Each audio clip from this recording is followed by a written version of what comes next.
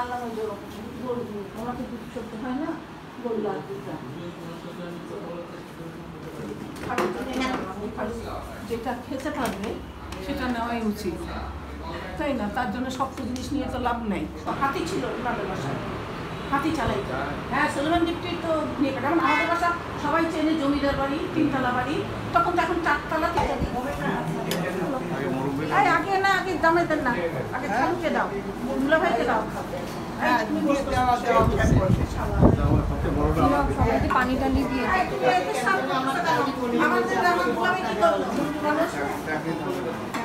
তুমি কেন খাচ্ছ?